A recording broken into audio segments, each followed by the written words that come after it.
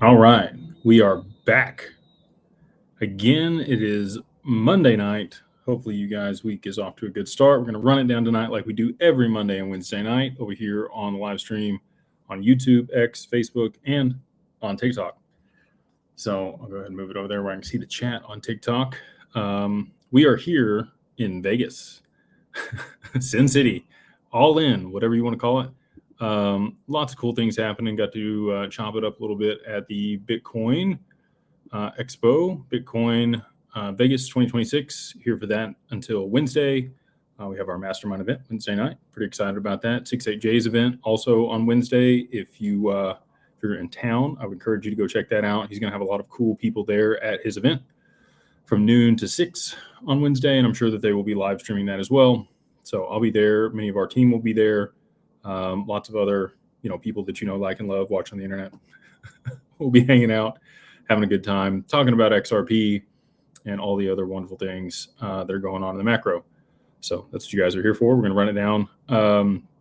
But first, I want to talk about, just a couple of things that I did today that I think are cool. So was on Bradley's podcast again. So you guys are going to have to watch round 2 with Bradley. If you didn't catch the first one, highly recommend you go check it out. It's one of the most viewed videos on his channel. I think we're like, 5th or 6th on all-time views for him. So that was pretty cool. I think this one will also do pretty well. And then separate to that was on Digital Social Hour with Sean Kelly. If you guys don't follow that page on across different socials, I would highly recommend you go check it out. He interviews some of the best people out there in many different categories, people that are extremely proficient in whatever they do. He has them on and runs it down, asks great questions. Shout out to him for having me on. Really enjoyed it. He will have Michael Saylor on just later this week here at Bitcoin Vegas. Both of these probably not coming out for, 3-4 weeks is kind of the time frame that I'm betting that they will hit the scene. So maybe see some things happen between now and then. On that topic, things are still kind of stagnant here with the Strait of Hormuz, but things are getting worse globally. Gas prices continue to go up. People are running out of gasoline in certain parts of the world because they don't have any more oil to refine. Gas is going to become much, much more expensive, in my opinion. Anybody that derives the majority of their oil from the Strait of Hormuz in the Middle East, probably going to have some issues in short order. So that includes Japan, it includes India, it includes UK, France, the broader EU. Most of the people on that side of the globe get the large majority of their fuel and their energy from that region. So, I don't think we've seen the worst of it yet. I think the damage is done. Even if they were to open the strait at this point, they're starting to cap wells there in the Middle East and have been for a short order. They've stockpiled as much gas as they can at the storage or oil as they can at the storage facilities. And they're running out of room. So they're going to start capping wells. We are in for an energy crisis. There is going to be issues here with, global oil supply here domestically in the U.S. and Canada. I think we'll be okay. We have enough on our own and have our own production. Our production's doing great. This has allowed the U.S. to become the number 1 exporter of oil. Who'd have thought? I wonder if Trump had that in his plan. So Japan actually just celebrated. It was on national news in Japan. 1 oil tanker from the U.S. finally pulled into the bay there to provide them with some oil. Nowhere near enough to cover the deficit that they have. And they stopped producing the data around their oil supply on April 15th. So 12 days ago, they just stopped talking about that and stopped putting it out. That tells me there's a problem. And again, we're waiting on the Bank of Japan to come out with their monetary policy later this evening or today. They're in Japan. The market is currently trading. I haven't looked at oil priced in yen since the market started trading, but we'll pull it up here. Oil is currently trading at almost back at 16,000 yen per barrel. Not good. And then separate to that, we'll look at the yen versus the USD. on TradingView. Back up over 159, hanging out at 159.5. So again, you guys, I've told you before, the danger zone is over 160, 161, 162 yen per US dollar. That's where things are going to get interesting. When I was on Brad Lee's podcast earlier today, he said that within the next 30, 45 days, his prediction is that we will see lower interest rates from the Fed. That in and of itself could cause the reverse carry trade to unwind. If we see them raise interest rates and we're lowering interest rates, you're going to see the rotation happen from U.S. Treasuries into their own Japanese bonds. And it just so happens that the OCC has given guidance on how banks and institutions can issue stablecoins under the Genius Act. I wonder who said that they would do that, and that's what we were waiting on. A lot of other people still waiting on the Clarity Act. We'll see if that's needed or not. I don't believe that it is. I think that if we have guidance from the regulatory bodies, we don't need the Clarity Act to pass, specifically those that are invested in XRP to see price appreciation. So we do need that guidance in place, and that will happen Friday this week, May 1st, unless they give the banks what they wanted, which was the 60-day extension. I have not seen anything about that out there. I haven't seen that they're giving in to that at all. So if that's the case, we do have that piece of legislation and guidance in place Friday this week. And at that point, they can go ahead and let this deal unwind, because the banks will be able to start issuing stablecoins at scale. They will be able to soak up the treasuries as they fall into the market. That will stabilize the bond market, and we will be good to go. Markets won't, though. Markets are going to be looking rough. PACE Act is what this person said over here on TikTok. Haven't had a chance to dig into that yet. I know that it's very helpful for Ripple and what they are doing. So we'll see if that is the piece of legislation that we see first. With DeFi and this other stuff come to light and hopefully be used by the end of the year inside of financial infrastructure, we're going to need some regulation around that. And that would come from Clarity. However, I don't think there's enough understanding around the DeFi for Congress to actually regulate it appropriately. And that may then again come from the CFTC or the SEC. If they provide guidance around how to participate in those ecosystems, KYC, AML, all the stuff to catch bad actors, who's going to be in position of oversight as a broker in these liquidity pools and the borrow lend and all the other stuff that you guys we see on the horizon that has not passed yet, then I think we're going to be good to go. So the other piece is Evernorth. We are currently 1 day away from their 20-day period before the SEC. Basically, the SEC has 20 days to say, nope, not going public. We found this in your S1 or your S4, and we're not going to allow you to go. So we got 1 more day. They should be going public either probably Wednesday this week. And when I say go public, I mean finalizing the SPAC that they have between AI Squared or AACI and Evernorth. So, the ticker for that is now XRPN. I don't know what that's trading at. I think it was like $10, $12 somewhere in there. If we see some price appreciation for XRP, you should see a pretty substantial move in that treasury company. I'm not saying that's going to happen. I'm just saying, if you knew when to time this stuff, maybe they've done a good job of lining that up for everything to play out here to continue to drive demand and push the price to where we know it needs to be able to facilitate the back-end settlement of the stock market and all the other transactions globally that we know it's going to be used for. So that's where things are at. That's the update on the macro. We'll go ahead and jump into the questions here. Again, appreciate you guys taking time out of your night to come hang out with me and ask great questions. If you wouldn't mind, I always forget to say this, but please like, subscribe, share. It does help the algorithm and help the channel. And again, helps more good people show up and ask good questions. So we'll go ahead and dive into it here. We got Nicole. They say previously, when explaining crypto to newbies, you would use Zebec's real-time payroll example. Recently, you were negative due market size. With Zebec now targeting all payments, utilities, taxes, insurance, and CEO to talk at XRP Vegas might change this. No. No.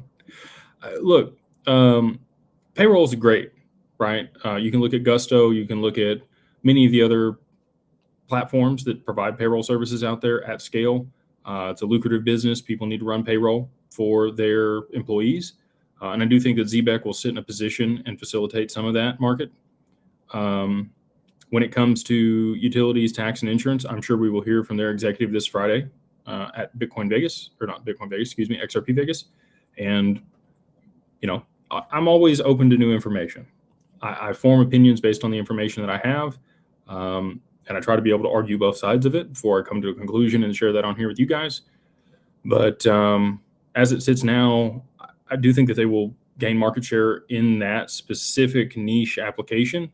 If they can show, what other, for insurance, utilities, and tax, all of those are, I don't want to say streamed payments, but they could be broken down into smaller payments made on a daily basis. All of those things, I don't necessarily want taxes pulled out. We're already paying sales tax on every transaction, getting taxes pulled out of my check on, bi-weekly basis. So that makes sense there, right? They'd be able to facilitate the IRS pulling W-2 taxes out of the payroll real time, especially if they're going to be doing it, minute to minute or day to day. That makes sense that for that piece of it. Utilities, right now you have a meter on your house for your electric, and it tolls, and then at the end of the month they bill you for the amount used. I don't know what additional benefits outside of the fact that they would be receiving money faster for the utilities companies than that they would get from it. It's not like there's not a way to be able to already gauge how much was used. Now, could they be overcharging you? Could they have, manipulated the numbers and charged you more? Possible. Yeah, that being on blockchain and that being transparent would be nice. But you'd have to also get all the utility companies on board with using this technology. The tax piece I could see. Again, specific to people that are using Zebec for their payroll, they would have to do that piece. And then insurance, I say this. There are some people that pay their monthly deal on insurance. There's some people that would they prefer to pay, beforehand so that they get some reduction or discount in the cost. They're going to be pulling more money forward, right?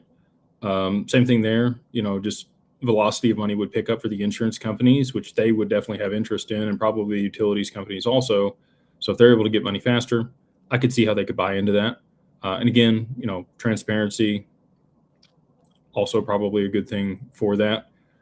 Underwriting risk and, claims and all of that stuff, I do think we'll end up on blockchain. Provenance and some of the other networks are working on that stuff. You got also DAG working on the metadata as an oracle for insurance and underwriting claims. We're going to move to a tokenized world, right? And I want to live in it with you guys where everything moves as fast or as easy as water. Money flows between people seamlessly based on what they're consuming and what they're producing. And I think it's going to be a shock for a lot of people. A lot of people will mismanage money unless you can programmatically build in, dollar cost averaging, or, this portion goes to this portion goes to this portion goes to this, which some people already do when they're doing their financials every single month. They have buckets on how they're allotting that capital. If you have more money than you have bills, it's a lot easier to do that. When everything just goes to bills, like most people, it's difficult to do. You're just trying to pay the next bill and get by. But people having more money in their pocket faster, always a good thing for their ability to make those bills. Now, if they mismanage that capital and go spend it on things they shouldn't, again, that's not the utility company's problem or the tax problem or the insurance problem. That's a personal problem. So we'll see. Would love to see what they have to put together and what they're talking about on stage here for XRP Vegas.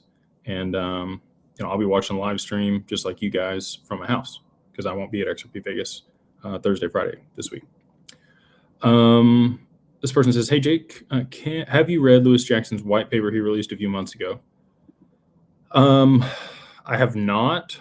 Was on Lewis's podcast years ago, and stay up with him infrequently, just catch up every once in a while. But I haven't read his white paper. Love Lewis, but he has gone back and forth on XRP lots of different times on, it's going to be worth a lot of money, or it's going to be worthless, or he's changed his opinion on things. I know enough that I don't waffle. I don't go back and forth. I know what the outcome is. But I'll have to check out his white paper. Hopefully, I don't know if it's which way it's written, if it's in support of XRP or against XRP. I'll have to go check it out. We got James. He says, hey, Jake, would you consider an Uphold vault safe, hot/cold? Safe if exchanges have issues. Is it considered institutional custody? So it's not institutional custody. It is not with a qualified custodian. It is not insured. It is a cold wallet that they have the third key to that allows them to regenerate the keys. They have no ability to transact on that account. But, God forbid something happens to you and you lose the keys, it does give your family the ability to reach out to them, provide a death certificate, and then they can help regenerate that wallet for you.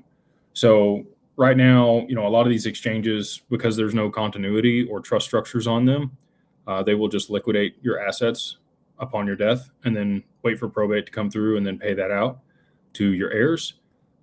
This is a way that you can, have, I don't want to say safer than Uphold. Uphold's a good, secure system. They have a lot of redundancies and things in place to mitigate risk of loss. But, this is another value add for them. So they charge you $5 a month, I think, for the vault product. And that's basically, again, the ability to reconstitute the keys or the wallet if you were to lose those. The assets can only move back onto their platform. So it is kind of self-serving, but it is a good product. I think it is safe.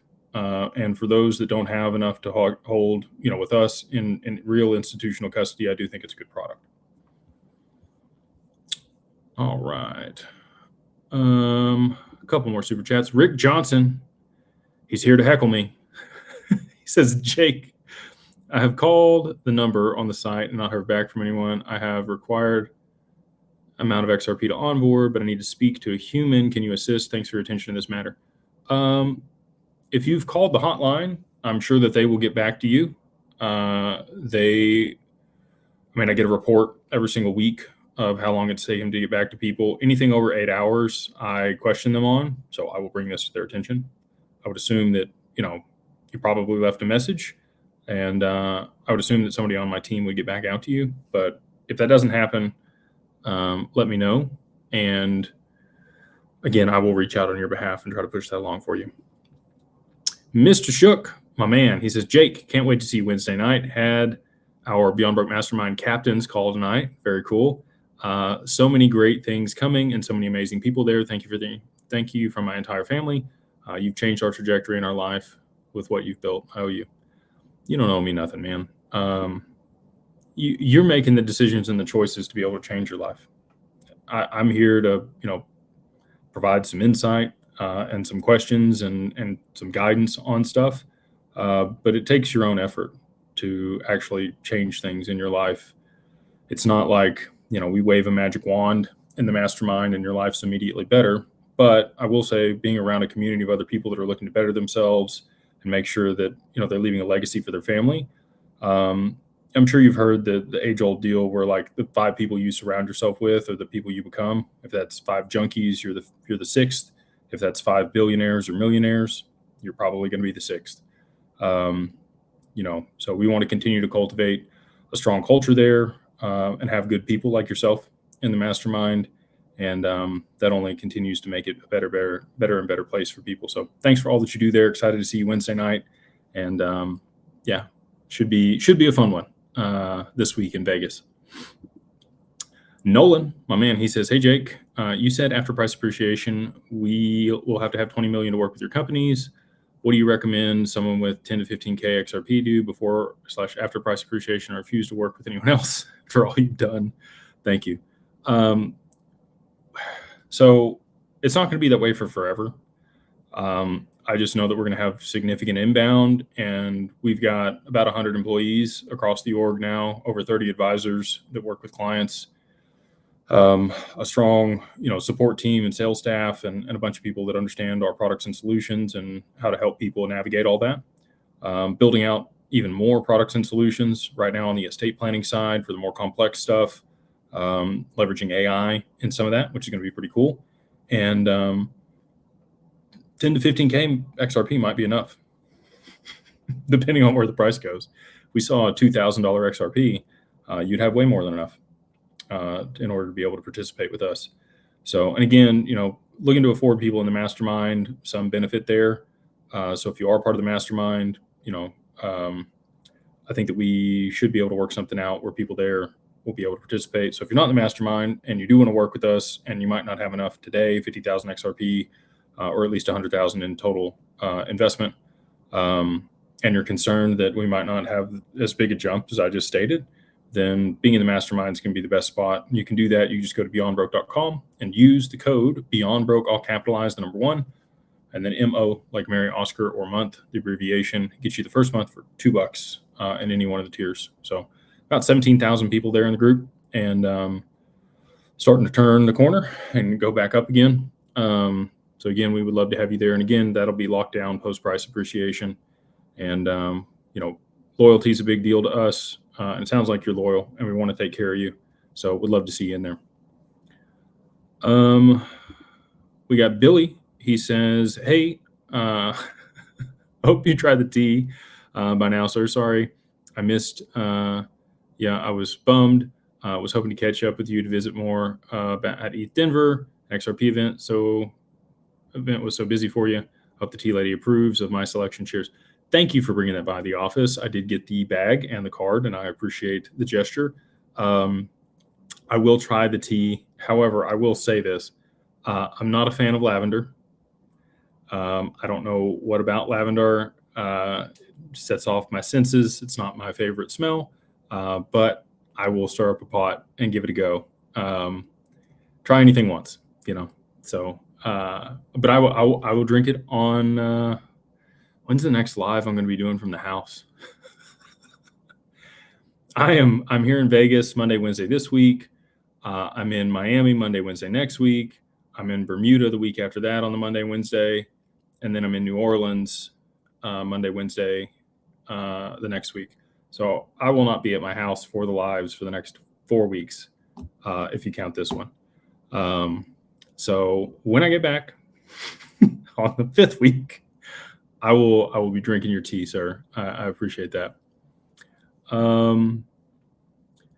Let's see here. Anthony, he says, hello, master. I'm nobody's master, but I really do appreciate the gesture. He says, if real estate resets 50%, how will the banks hold mortgages that will be underwater? Do you think mortgages will rest as well? Mortgages will rest as well. Look at 2008. There was a lot of people that were over leveraged on their homes that bought higher in the market and then were underwater on them. That's part of market cycles, unfortunately. I do think that we're going to see a significant drop in the price of real estate. Hopefully you bought a home that is in an area that's going to appreciate or can be used for something else or has greater value than what you purchased it for.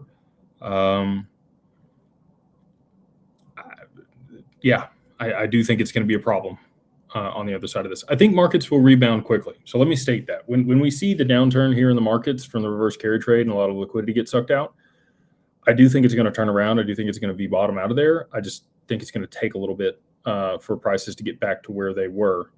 So, I don't know that it'll be long-lived. As we see, I talked about the Fed reducing interest rates here in the next 30 or 45 days, according to Mr. Brad Lee. That's his prediction. You will see demand for houses pick back up. And so if they were able to reduce interest rates enough, you'd see people refinance things. But if they're underwater on the asset, they would be losing equity, even though if they're refinancing, they wouldn't be able to pull more equity out because the price wouldn't be appreciating. However, it may hold its value if they reduce interest rates and there's more value or more buyer volume on the market. So I think it all is going to depend on where you bought your home, where it's located. Real estate's fickle, areas that are increasing in population, are up and coming tend to be higher valued than those that are losing population, or there's people moving out of that area. There's little towns out where I live that were booming during the Industrial Revolution and the railroad and early stage mining, that are, I don't say ghost towns, but nowhere close to what they used to be back when that was going on. And so, many families have just held on to that real estate. Obviously, the dollars continue to depreciate over time or inflate over time, and therefore their property values have gone up.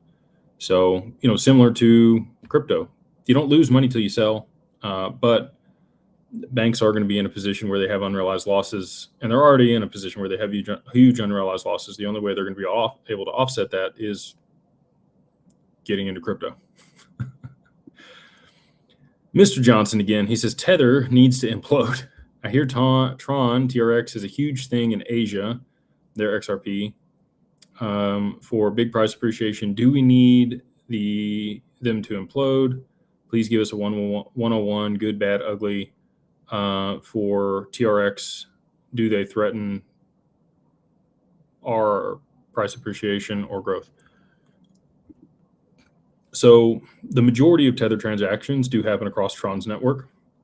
It's much faster than Ethereum to be able to settle on there. Justin Sun actually pulled a ton of Ethereum out of Aave when all this stuff just recently occurred. And that was one of the reasons that everybody else started pulling their stuff out, and why they're kind of at capacity. Many accounts are still locked on Aave. I talked to a gentleman the other day at a family office conference, and he was like, I was using this to be able to finance builds on properties. I would post my crypto as collateral at 3 or 4%, borrow against it, take those funds out, finance the stuff, then put it back in 30 days and pay my loan off.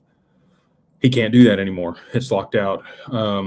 Luckily, he didn't have anything up in Aave when this happened. So back to the question at hand, though, is this a threat to XRP? No.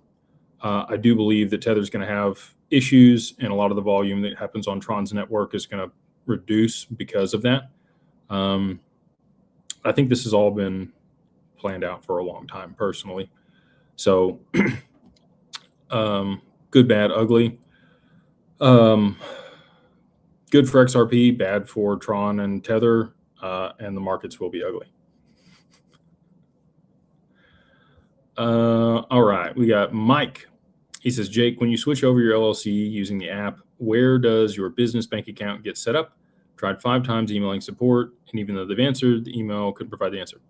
So we're still waiting. Uphold is who's setting up those business bank accounts. They are doing the best they can with the volume that we've put to them on the KYB.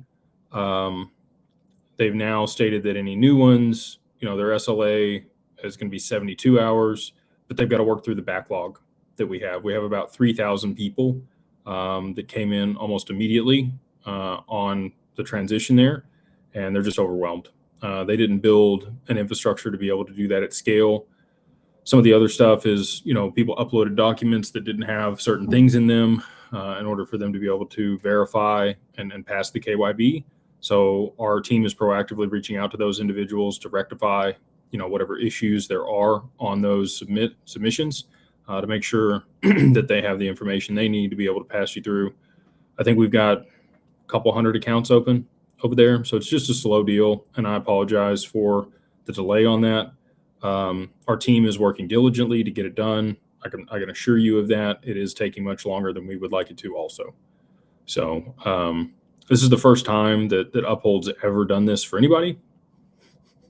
They literally built the KYB and LLC function for us to be able to launch this product. They've had business bank accounts on their platform, but they're few and far between, nowhere near this amount of volume in a short period of time. And so the infrastructure that they had was fairly manual, and they had just assigned kind of one person to our account.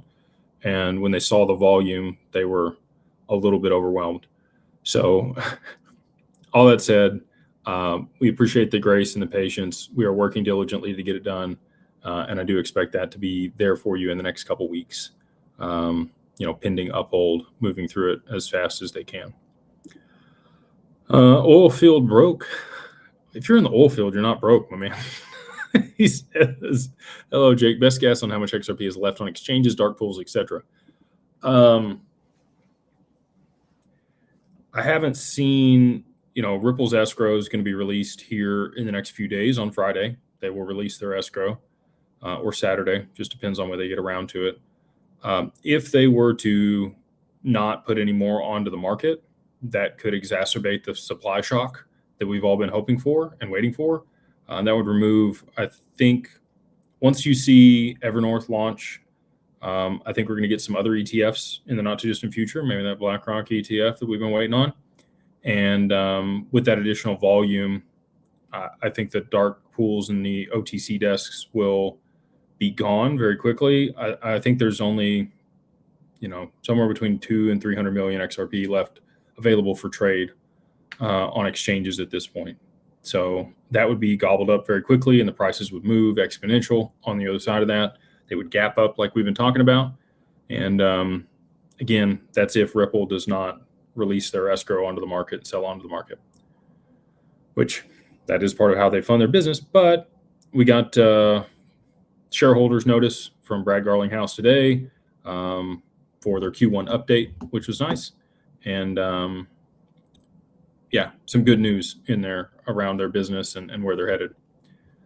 Joseph, he says, legend. What's up, dude? Does XRP have spoofed artificial sell walls, or real walls that keep the price under 146? If so, how do the walls break? A lot of it's done on algorithms and trading bots to be able to hold price where it is. And they do that through forced sales and buys on the exchanges. It's heavily manipulated.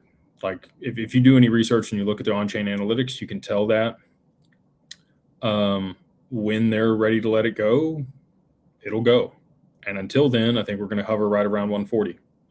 I've told you guys before my tinfoil hat on 140 on a clock that is 20 to 2, which has been in the background of multiple Ripple videos. So we'll see, if there's any correlation there. But until something moves and things break here, I think we're just going to continue to hang out and trend sideways.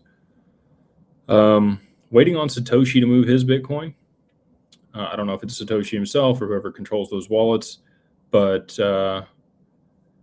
we've got the quantum deal. So I don't know if I've talked about that on here or not, but because of the risk of quantum, the Bitcoin community are going back and forth on what they should do to mitigate the risk of that. A lot of the early wallets are exposed to quantum risk, including all of the wallets that Satoshi has that holds the 1.1 million Bitcoin, which is a little bit over 5% of the total supply at this point. If those were hacked and those Bitcoin removed or liquidated onto the market, you would see huge sell pressure. It would be a big drop in Bitcoin's price. Now, a lot of people believe that those wallets are lost. Nobody's ever going to access them again. I'm not so sure. I think that there's going to be something to that that comes back to life. We'll just have to see. Jesse, he says, when the Clarity Act passes, what's your prediction for XRP? Not worried about the Clarity Act. I think XRP is going to be 3 or 4 digits before that ever gets passed. Heart of the Father, they say, single member LLC here. Awesome, dude. Post price appreciation, borrowing against the assets with DWP and taking a distribution from the loan. My understanding is as long as it's lower than the basis, no tax on distributions. Thoughts? Lower than... Understanding is as long as it is lower than the basis, no tax on distribution. Not sure what you mean by that. If you borrow against anything, it's tax-free.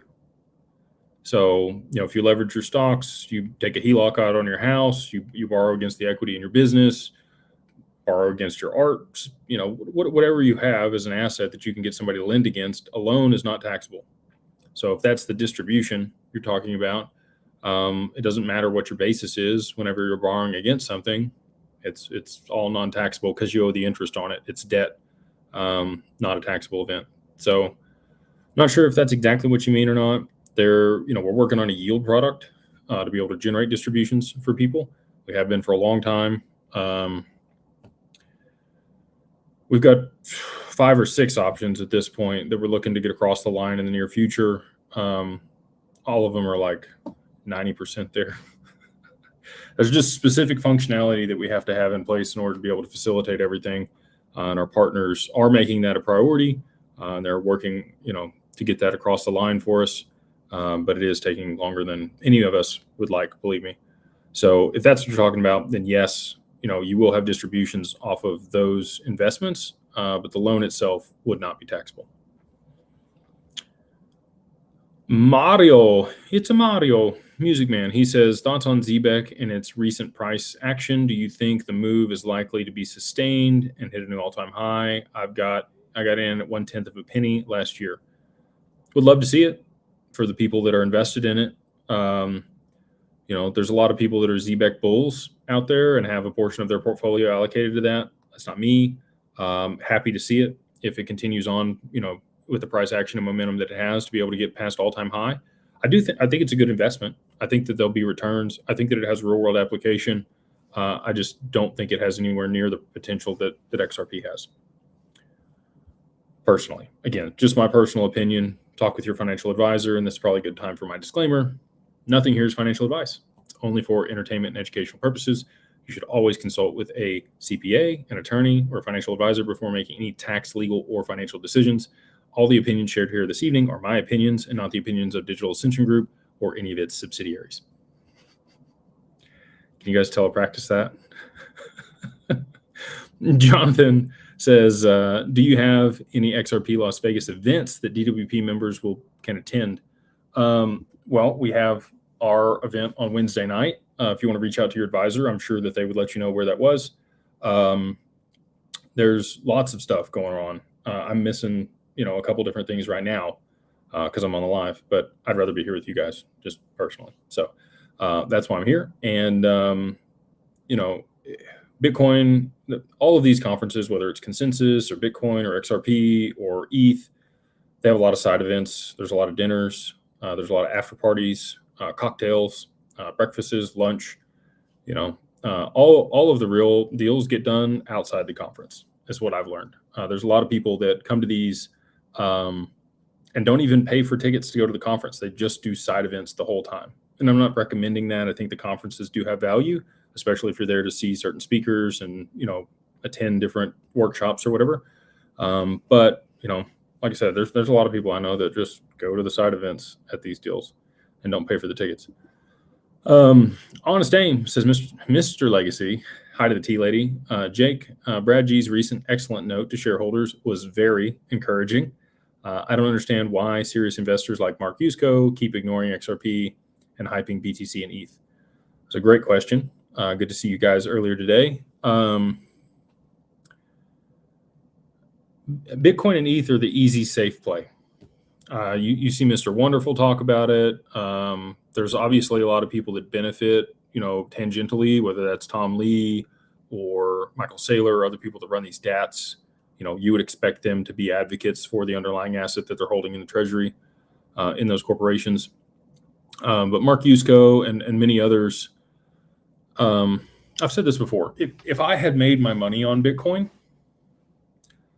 or ETH or one of these other assets, then I would probably have a bias and be partial. Mark's been here for a long time. He probably has significant vested interest for his personal portfolio in both of those assets. So when people talk their book, you have to really kind of watch what they do and not what they say. As an example, Jamie Dimon was bad-mouthing Bitcoin while his European office had an OTC desk and was buying it up as it dropped off of him bad-mouthing it. People manipulate markets. People also are, depending on their position, and I hope I'm never in this position. I'm going to do my best not to be. I'd always want to be candid and straight with you guys. But, people will take the safe route, right? Whatever seems the most stable and easy and sustainable, that's just where they put their mark. And those have done very well. Past performance is not always predictive of future returns, as we always like to say on the financial advising side. And so, because of that, a lot of people just look at the performance that it's had and believe that it will continue to do so. I would challenge that and say, as long as the constraints remain the same, then it will. If constraints change, then you can't expect the same results, right? But under the same conditions, you would expect similar results. And we've seen Bitcoin, kind of truncate on the arc that it's going on. I do think that there's going to come a point in the not too distant future where Bitcoin goes to $20,000 here in 2026. So, and that may be a buying opportunity. If it really is going to go to $1 million over the long term, it's probably a good time to buy some BTC at 20,000. I don't know what ETH is going to go to when it drops, but I think that we'll see a drop in ETH as well. Both of those, again, may be buying opportunities. If XRP is way up at that point, I might, take a little liquidity and sprinkle it into those two. It's not going to be a ton, but most people, also like being diversified across multiple digital assets. Again, you go back to Mr. Wonderful or Kevin O'Leary. He never puts more than 5% of his total portfolio in one single investment, no more than 20% in a total sector or vertical. So, for him, he's probably got 2 to 5% in crypto still after the whole debacle with SBF and everything else that played out, a few years back. So if maybe he's up to 5 or 10%, and probably the majority of that is in Bitcoin and ETH. So again, like, you're going to advocate for where your positions are. I do the same thing. I can't knock anybody for it. I have biases. I come on here and talk about my portfolio and where I see the market going, and they're completely able to do the same thing. So everybody has difference of opinion. The alpha is when you have a difference of opinion of everybody else and you end up right. When everybody says the same thing, there's probably, you're just got beta at that point. Football Maniac, he says, thoughts on Ryan Fruger being linked to the central bank family, and who do you think is bearable guy? Oh man. Ryan Fruger, so for those that don't know, he released a technology that was, similar to OpenCoin and the XRPL in Canada in 2004. I think he may have been part of Satoshi, or maybe, part of Satoshi is what I would say. And I do think he's probably linked to the central banks and, some 3-letter agencies. Separate of that, who do you think bearable guy is?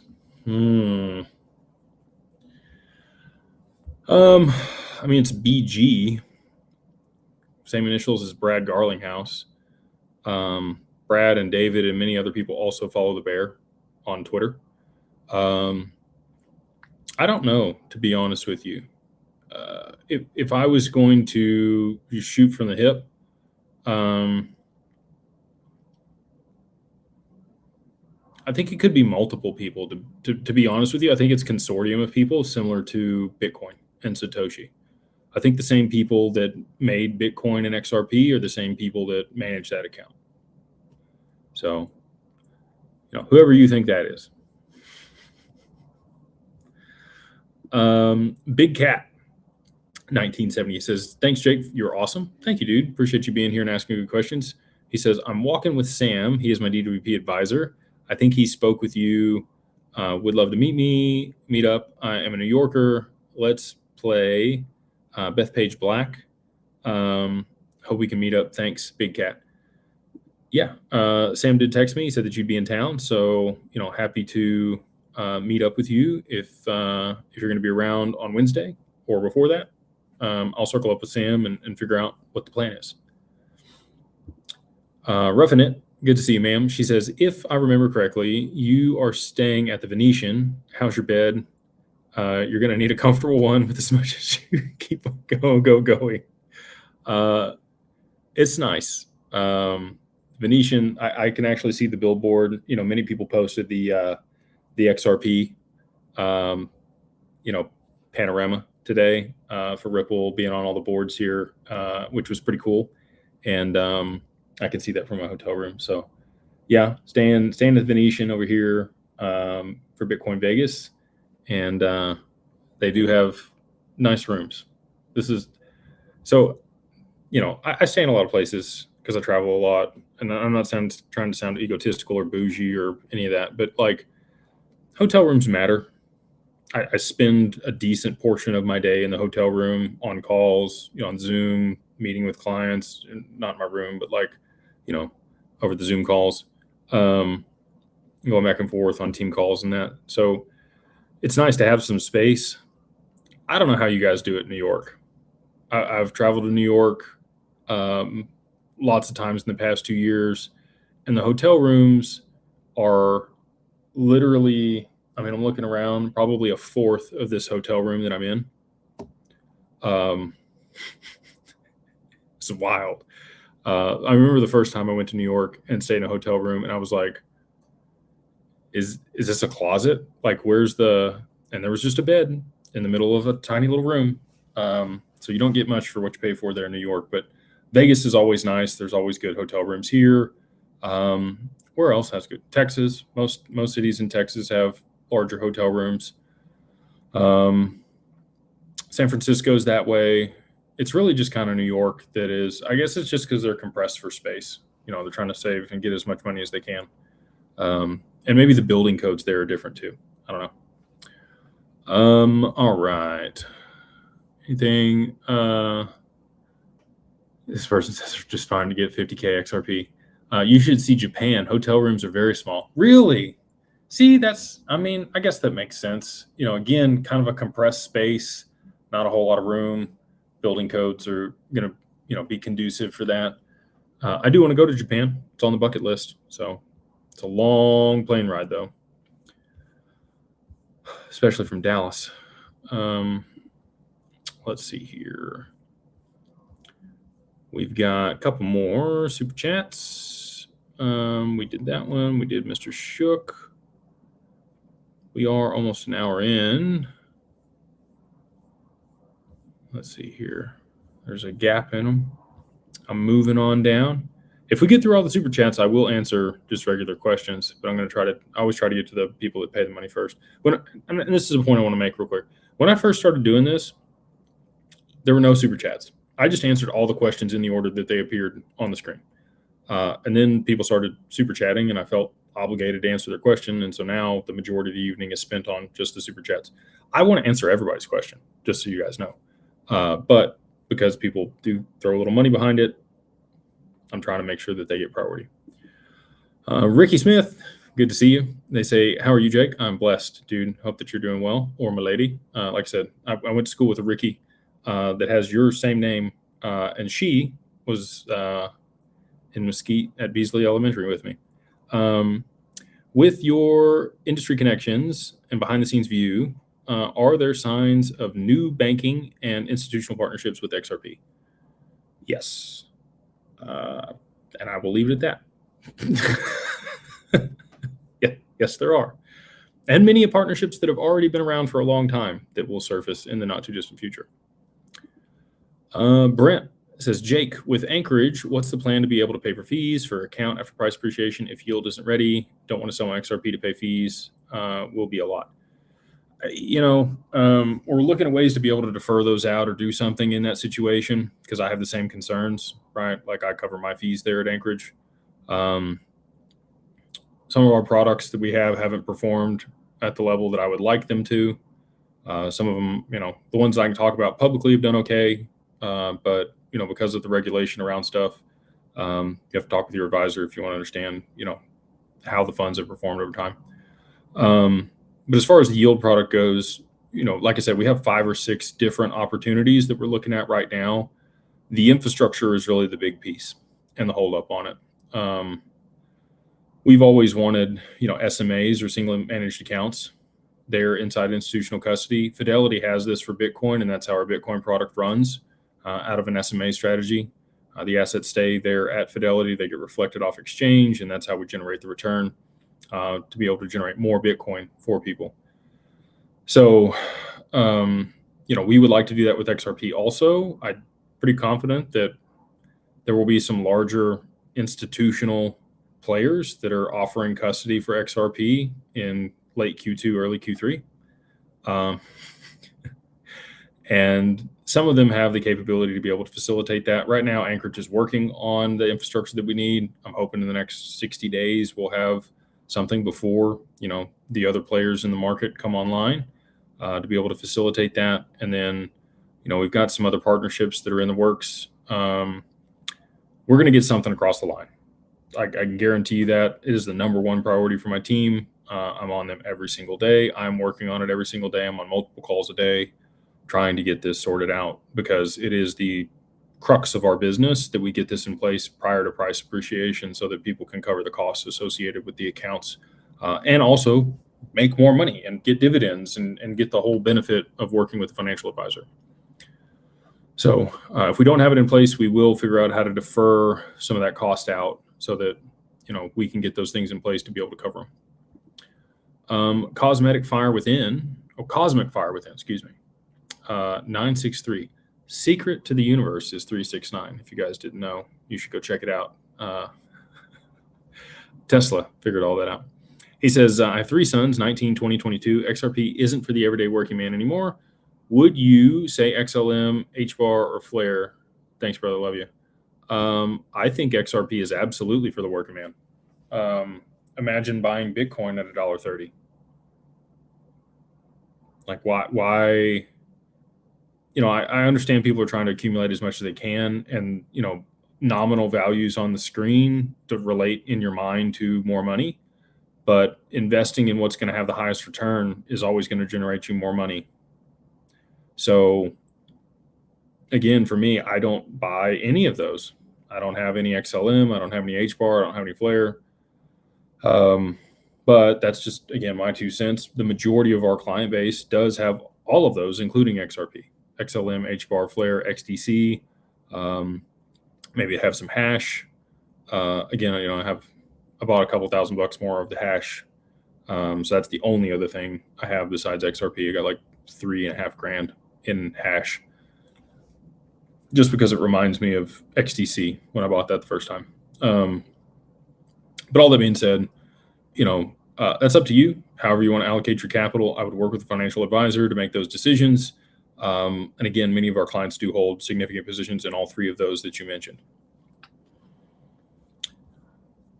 We've got Nathan, my man. He says, Aussie here. How do you know XRP needs to be $100 for it to function? Have you been told this, or is it speculation? How do I want to answer that? Both. So if you do the math on it, with the available supply and the level of transactions that are going to be required to settle just a portion of SWIFT, you can get to that number pretty easily. If you do the math on SWIFT for just 10% of the network with the available XRP that's out there on the market, it's around a $50 XRP in order to be able to facilitate daily transfer of that. Now, again, that's predicated on XRP being not able to be used more than 5-10 times a day maximum. And that's what was in Robbie Mitchnick's calculator that showed XRP at $10,000. So, again, I'm leaning a little bit on people that are smarter than me that actually helped build the protocol and worked at Ripple. So, if you think you know more than them, then that's probably not correct. The other thing I would say is, I did have a conversation at the first XRP Vegas. I won't say with who. And they had talked to Brad Garlinghouse and had coffee with him. And, $50 to $100 was mentioned in that conversation many, many years ago. So could things have changed since then? It's possible, but I really don't think they have. Captain Bill, good to see you, dude.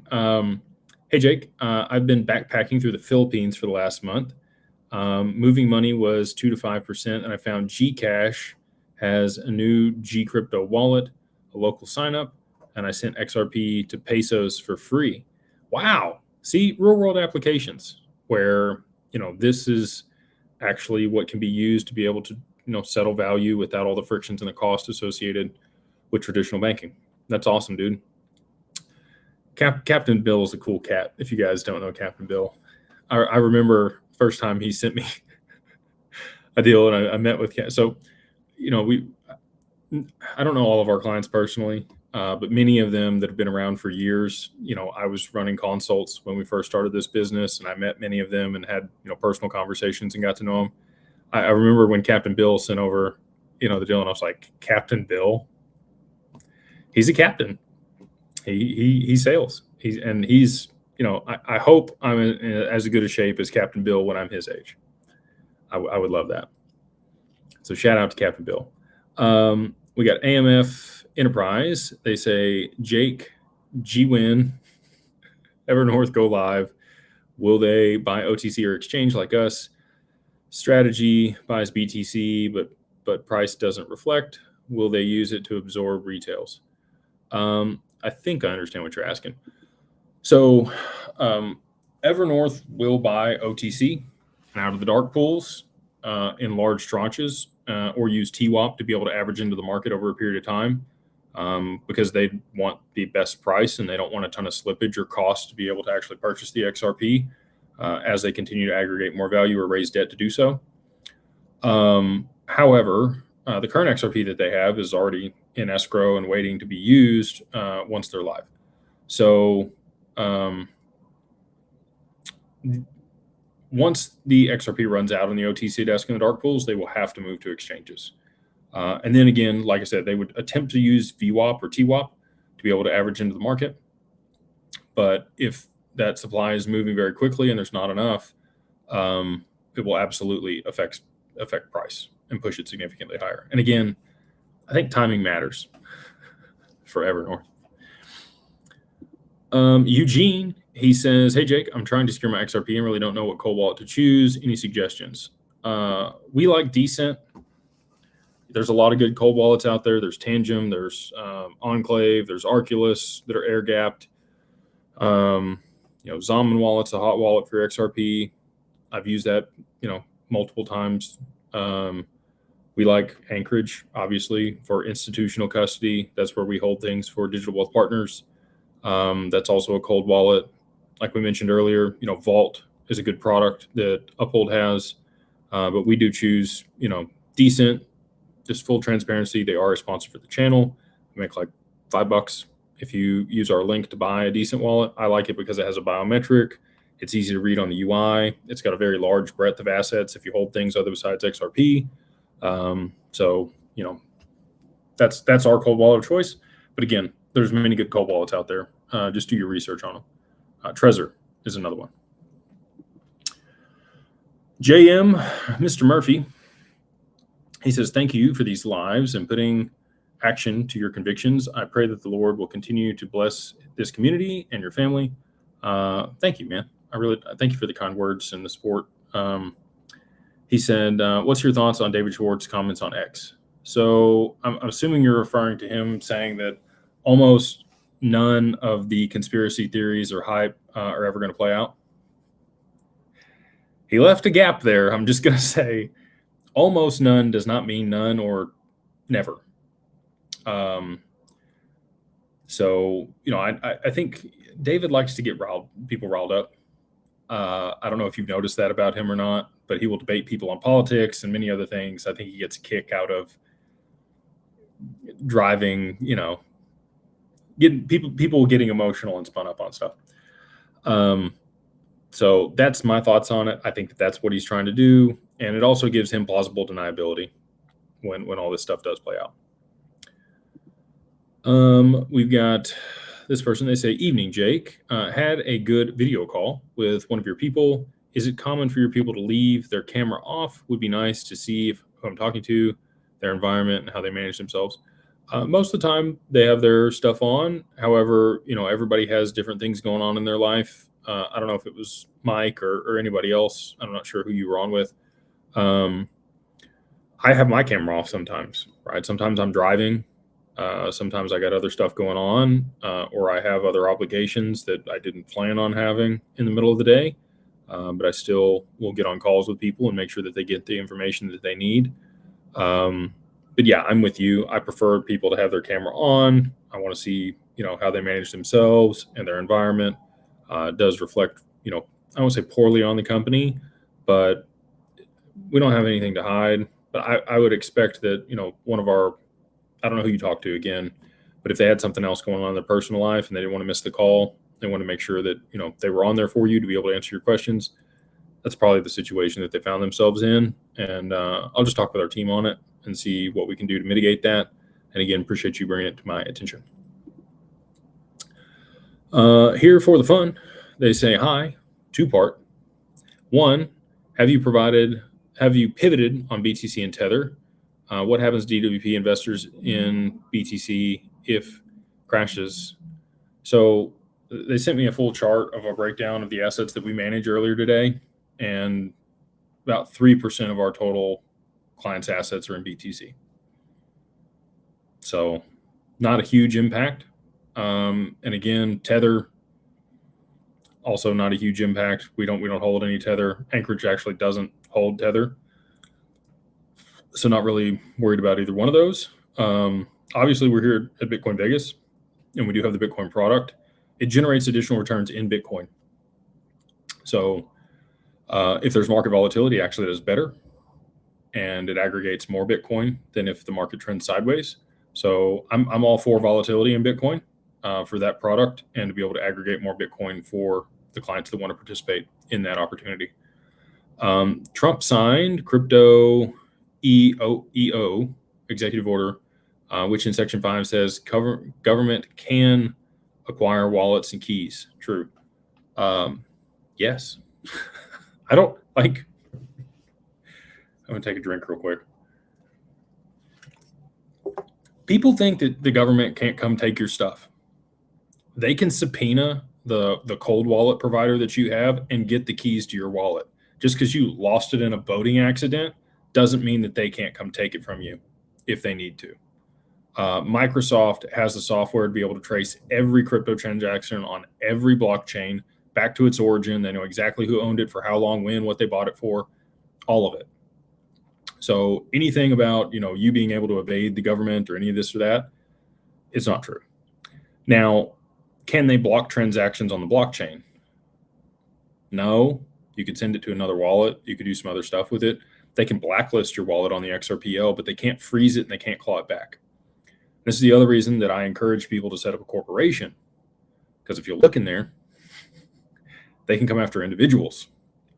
If you have your assets held in a corporation, it's going to be much more difficult for them to, do those things. So not to say that it's impossible. It could still happen. The U.S. government's going to get theirs, right? But all that being said, anything that you can do to mitigate those risks is probably a good thing. And that's why structuring your assets in a corporation is going to be ideal over the long term, in my personal opinion.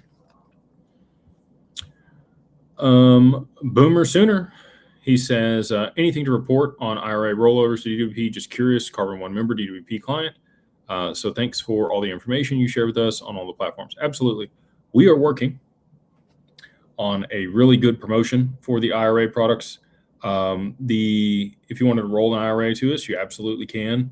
We're looking at a way to be able to, reduce those fees or remove those fees, at least for a period of time, on those accounts, to make sure that you're generating returns in the product that we have there that aggregates more XRP. We're also looking at creating additional products alongside that does the same thing for XLM, HBAR, XTC, Bitcoin, Solana, and Ethereum.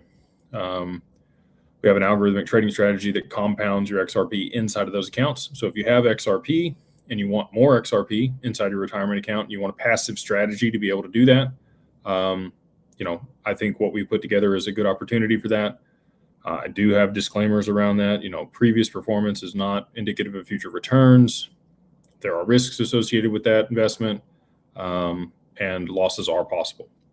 So just want to make people aware of that. I have to state those things. But again, we put that together. So far, I think we're up about 1% on those accounts that have enrolled in that product. All right. This person says Carbon One Mastermind. Awesome, dude. Bought the trust in the LLC last December. Got the LLC finished with Laughlin. Still haven't done the trust due to living life things. Best way to complete the trust moving forward, fund the LLC. Thanks. Just reach out to our team, schedule a time. One of our people would be happy to get on the call with you and knock that out and make sure that it's done the right way. Just email support@digitalfamilyoffice.io, and our team there will be able to schedule a time with you to help you get that across the line, my man. Appreciate the support and working with us and the trust that you've instilled in us. All right. We got Fishing Hard. They say, hey, coach, given Flare smart contracts are currently paying 0.03% through the Zama wallet, what are your thoughts on Nero? I'm assuming you mean Nexo for gains on your XRP. I don't talk bad about people. I like Flare. I like those guys. We talk to them pretty frequently. Excited about what they're doing over there. I think it's great that they've integrated that with Zaman. There are risks associated with that, just like any other investment. So just want to make sure you understand those before participating or putting your entire XRP position in that product. As far as Nexo goes, how do I say this? We met with Nexo. I've used Nexo in the past. In 2021, 2022, when it was available here in the US, I borrowed against my XRP on that platform and actually did pretty well. Leveraged myself, which was it's not smart, but it worked out for me when I did it. But as far as like their returns and what the yield they pay on XRP, it's not something I will be participating in after meeting with them. So again, you should do your own research, go talk to somebody there, understand how they're generating the yield. And if it makes sense with your risk tolerance and everything, you're suitable for that product. And then if it is, then make an allocation. And if it's not, don't use it. It doesn't meet my suitability requirements personally. Victor says, Jake, small world. Your advisor, Clay Price, and I scheduled a follow-up on my LLC and trust. Turns out he worked at my company for years. Small world. You've got a great one. Appreciate all the info. Thank you, man. Victor. I will pass the flowers on to Clay, and excited he was able to help you, get things situated. And yes, very glad to have him over here at Digital Ascension Group.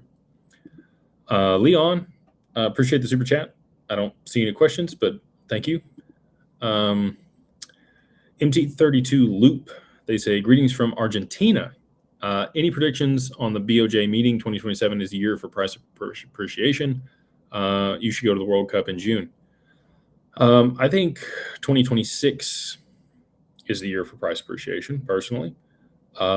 Just with everything that's going on, tokenization of the stock market, Monica Long coming out saying that full-scale institutional adoption of XRP would happen this year in 2026. Any predictions on the BOJ's meeting? I think that they're going to hold. I think that they're just going to sit where they're at. They're kind of backed into a corner.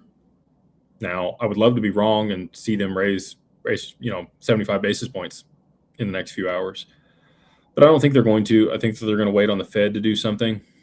If the Fed lowers interest rates, that could actually kick the can a little bit on this. So it would weaken our dollar against the yen, or not the Japanese yen, which would help the Bank of Japan. We've bought yen and some of their treasuries to be able to support their currency through the Fed. But yeah, I think if the Bank of Japan holds interest rates and the Fed were to drop 25 basis points, that's not enough to see the reverse carry trade unwind. You're going to need the Bank of Japan to raise interest rates fairly aggressively while the U.S. is dropping our interest rates, and that's what's going to cause the rotation. So just my 2 cents. I would love to be wrong. I would love for everything to just roll for it here. But I think May is probably the month with, again, the OCC needs guidance around stablecoins and the issuance of that in the banks before things can move forward here, because otherwise it's going to destabilize the bond market and bad things are going to happen. I don't think they're going to let that play out until they're ready. Tanisha, 2020, she says, Hey, Jake, when adding financials to the LLC, do you add all XRP or break it down into where it's stored? You would break it down into where it's stored, or you would move it all to one wallet before doing so. And the reason for that is you're adding the wallet address to the LLC. You're going to denote the wallet address, the asset, so XRP, the amount of the asset that's held in that wallet address, and the cost basis at which you purchased that XRP, all on your capital contributions page. All right. We are an hour and 10 in. Probably going to hang out for another 20 minutes here, and then we're going to wrap it up tonight. So I'm going to go to the bottom of the chat, and then we're going to work our way back up. Leon, you already sent $15, man. You didn't have to send another one. He says, what are your thoughts on the new PACE Act, Payments Access and Customer Efficiency, introduced by Reps Kim and Licardo? Do you see it impacting non-banks, fintechs, and potentially XRP Ripple's access to Fed payment rails like FedNow? I do. I think that it benefits all of the counterparties that you just mentioned based on the, again, surface level that I've scratched on that. I haven't gone into depth on the PACE Act to really understand all the language that's in there and everything that it entails. But based on the few posts that I've seen about it, Abs and Johnny, shout out to you guys over there at Good Evening Crypto. They've covered it. So if you want to go check out their channel, they broke it down pretty well. But yeah, it should benefit all of those people being able to access FedNow, like you mentioned, which would be great.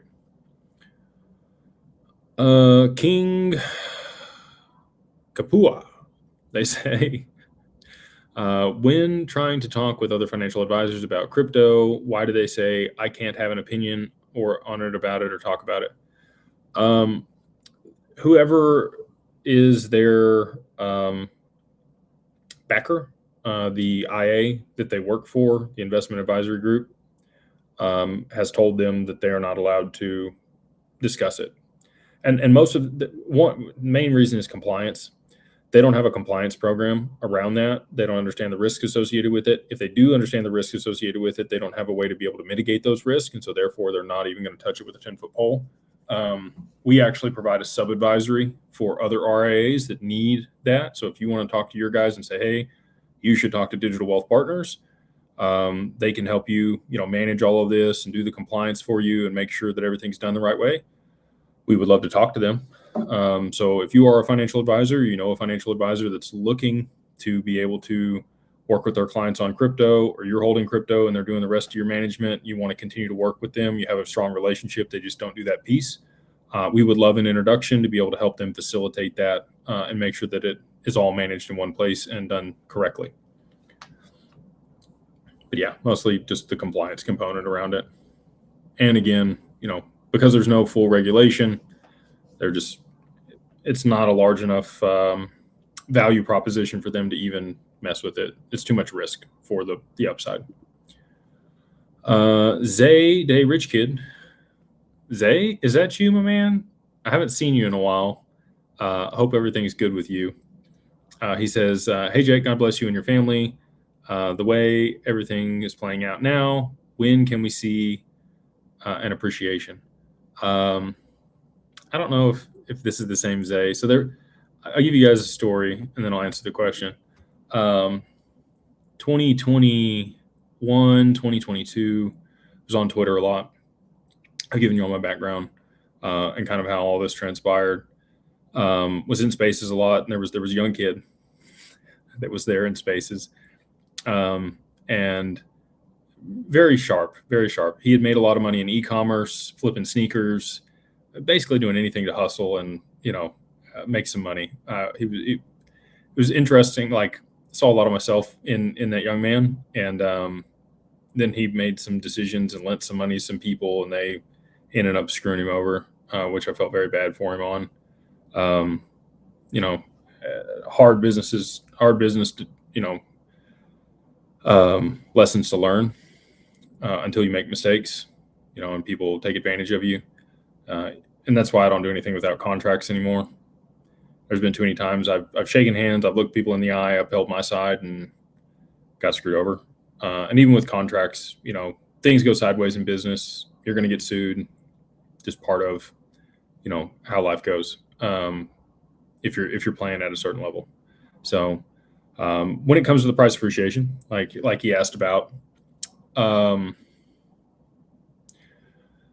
it all depends on the macro, right? Until we see XRP decouple from Bitcoin and a large rotation out of the Bitcoin ETFs into XRP, BlackRock launch their ETF, Evernorth launch, huge demand and FOMO around it to be able to drive it to the price, to be able to save the financial system in that crisis moment.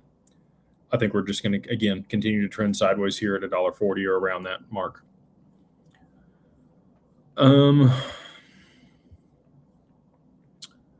Mr. Make It Happen. I love the name. He says, very high conviction on XRP. I'm a heavy conspiracy theorist. Only thing don't understand is why haven't billionaires in the know gobbled up XRP? I hang out. I know many billionaires at this point. I don't say that as like a brag or, humble brag or any of that stuff. They're good people. Like, they're normal people, just like you and me. They've just helped a lot of people or solved a really big problem and had a big exit and done very well for themselves. Or they've compounded their wealth over a long time because they understand something that other people don't. Your job in that position as a billionaire or centimillionaire is not to pick moonshots.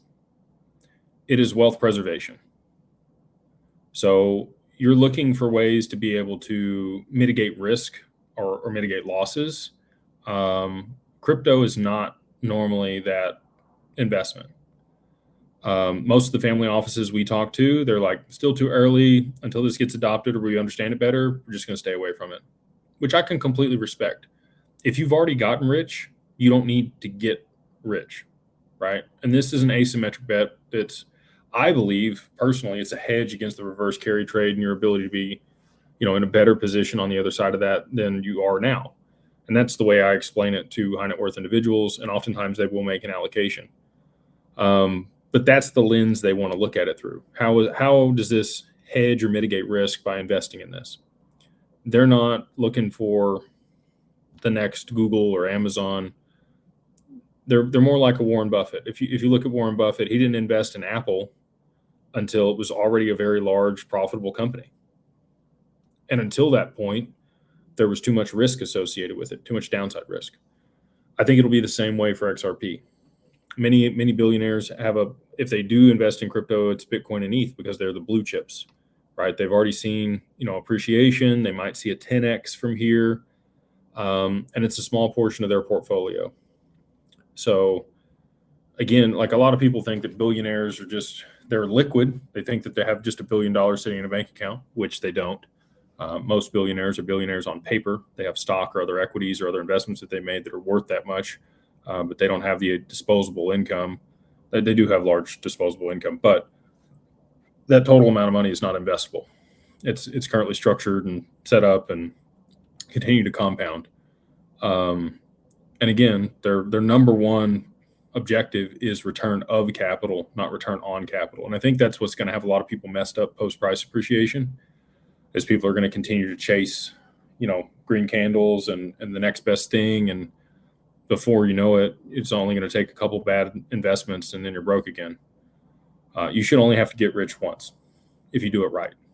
And then your job from that point, you're not playing to not lose. You're still playing to win, but your wins you're just hitting bunts. You're not looking to knock it out of the park every single time. You want base hits, and you want consistent base hits.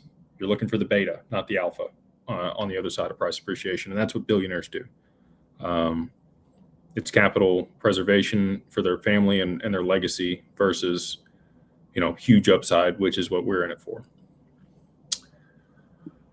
All right. Gen X RP, he says, hello, legend. I shook your hand in Austin, holding 0.47 and purchased another 100K at $1.40 this morning. Can you speak to the formula to determine weighted average of dollar quantities for all your transactions? That's a question I would ask ChatGPT, and they'll probably give you a formula that you can plug things into. It's difficult, right? Ideally, you're going to do it in a spreadsheet. You're going to have the amount of XRP that you bought, at what price you bought it at, and then you would get an aggregate total, and then you would divide that by 100%, and it should give you, an average across everything that you bought, if that's what you're looking for. But again, for accounting, you have FIFO, so you want to log, what you bought, when you bought it, at what price. And then that way, the longest stuff that you had at whatever price point you bought that at is going to be the first one that you sell on the way out. Most tax accounting softwares can do this for you. If you want to use like Coinly or TaxBit, there's a few other ones that you can just attach to all your exchanges, and it will extract that information for you and then put it in a report that you can look at. That would probably be the easiest and best way that I know of doing it, rather than just trying to find an aggregate total or sum or average of your cost basis.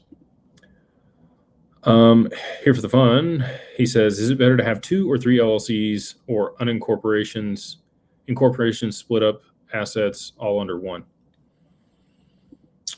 I don't have a whiteboard, otherwise I'd show you guys. If you're in the mastermind, I have a full video that I shot about a year ago on what I think is going to be the optimal strategy for the majority of people post-price appreciation on how they're going to structure their estate. Most people hold the assets today in an LLC, which makes a lot of sense for multiple reasons: creditor protection, anonymity.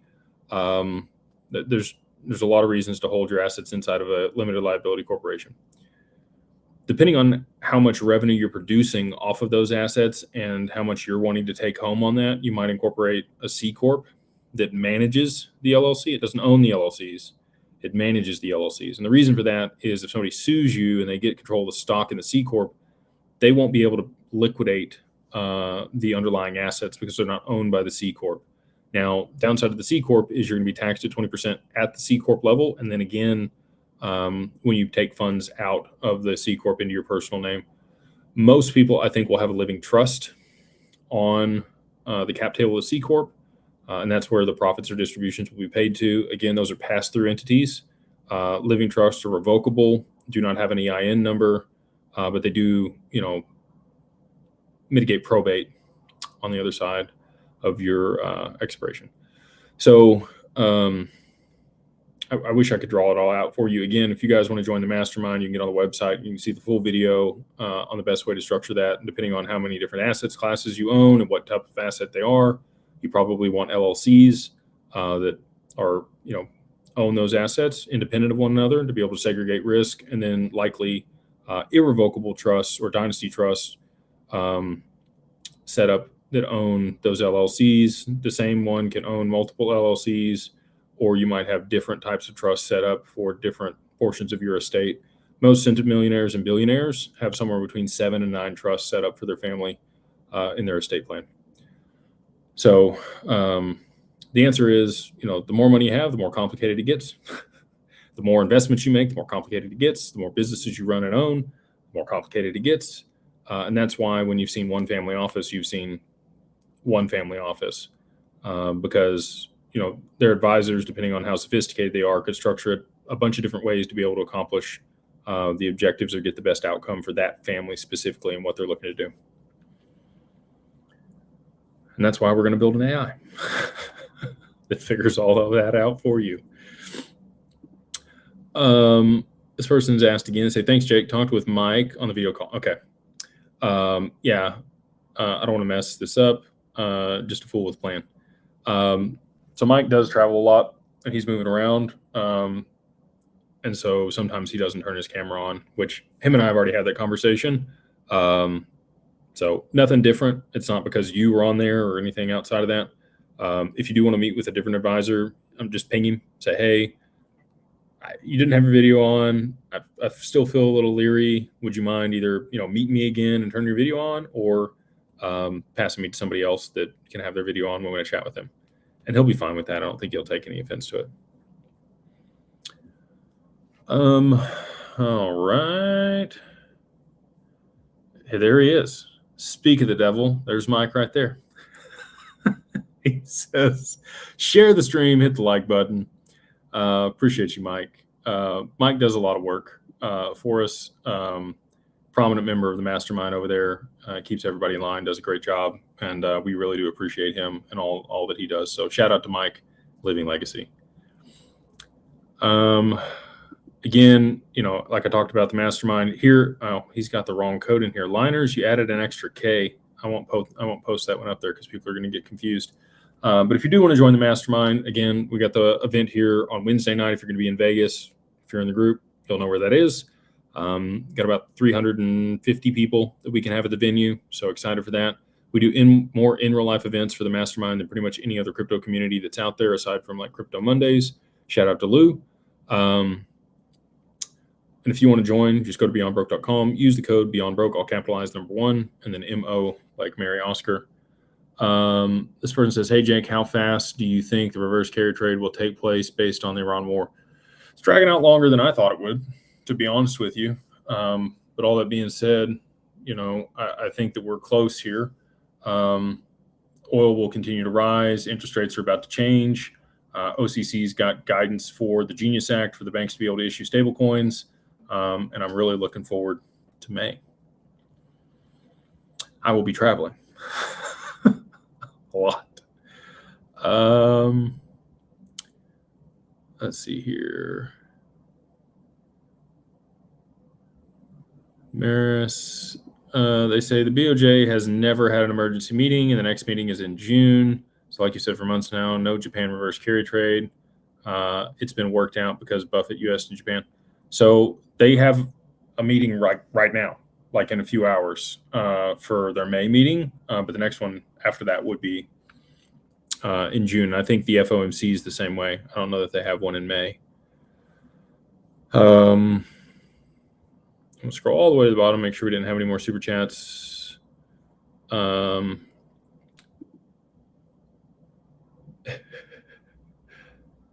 Oh, well, I mean, this is a good. Sally says, change beyond broke to beyond opportunities, or at least something positive. Just saying. So it's a play on words.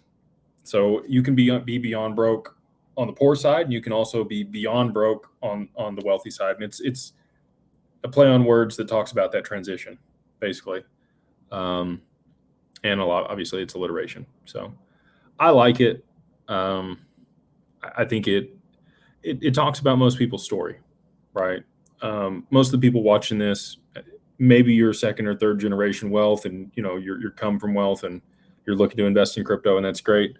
But the majority of the people that watch my live streams and that participate in the mastermind, they're first gen. They are looking to create the wealth for their family. Most of them didn't come from wealth. Most of them come from very humble beginnings, and because of that, they've been beyond broke on one side of it, and they want to get to the other side, and that's what we help them do. This person says, you said earlier that you don't think we need Clarity Act to pass anymore for us to finally see price appreciation. I've said the whole time that we don't need Clarity Act to pass, but we're all waiting for it. Why do you say that with confidence now? I thought that was a key part of your domino theory. It's never been a key part of the domino theory. The Genius Act was the key part of the domino theory, and I talked about stablecoin regulation in the first video that I put out a little more than 2 years ago. The Clarity Act, I'm an advocate for it, right? Like I was on Capitol Hill advocating for it, but it is not required for XRP's price appreciation. We need, before, I thought that was how we were going to see the yield on stablecoins panned out. And then I was like, you know what? I think it just needs to be the OCC that comes out and gives guidance on this. And then guess what? About 3 weeks later, sure enough, the OCC came out and said, yep, we're just going to go ahead and give guidance on this and not wait for the Clarity Act. So maybe that's the change in tone that you're picking up. But all that being said, XRP's had clarity since the lawsuit, and it's designated a commodity. It's been listed on Bitnomial. It was also listed as a commodity by the CFTC and their joint guidance with the SEC, along with like 15 other assets. So, I think all of those are pretty much good to go, and none of those need the Clarity Act. Now, DeFi and regulation around DeFi is a different deal. I do think that that's going to be needed for a lot of the stuff that we're hoping, the borrow, lend, and liquidity pools and all of that, to actually see the adoption that we're hopeful for. The brain snipped. Snipped? I don't know. They say, Jake, I like conspiracies. Anon intrigues me. The most, a lot of interesting stuff is talked about. The only way is the military is one. Once we shift to reset, does that open the door for arrests? I do think that all of this is a bigger storyline around disclosures and letting the public in on what's been going on for a long time. Will we see arrests of certain people? I mean, you've already seen indictments handed out, and I do think that there'll be a lot more things that take place and disclosures that happen as everything unfolds. You've seen Epstein and all the disclosures there. They can't it can't be just one fell swoop for people. Your whole reality can't be ripped apart in like an instant. They've got to phase this out over time. And so, there's a lot of that stuff that I think there's truth in. I think there's also a reason it's a conspiracy theory, and a lot of what's been put out, some of it is not true. But they got to sprinkle that in. They sprinkle in the truth in the psyops that they put out there. Here's the code one more time for the mastermind from Till. Good to see you, my man. So again, Beyond Broke, all capitalized number 1, and then MO like Mary Oscar, each of the first month for $2. They're in the group. If you need help setting up your estate, mitigating taxes, structuring things the right way, or you just want advisors to be able to help you on the other side of price appreciation, you can always go to digitalfamilyoffice.io. And if you want institutional custody, access to the yield product that's coming in the near future, access to lines of credit, and all the other fun stuff that the advisors provide over there at Digital Wealth Partners, you can go to digitalwealthpartners.net. And with that, I am going to wrap it. Hope you guys have a wonderful Monday night. Stay safe out there. Excited to see people in Vegas this week. Wednesday, we will have the live, but it'll be a little bit shorter and it'll be a little bit earlier in the evening. So looking forward to see you guys there. And again, God bless, and we'll see you on the next one.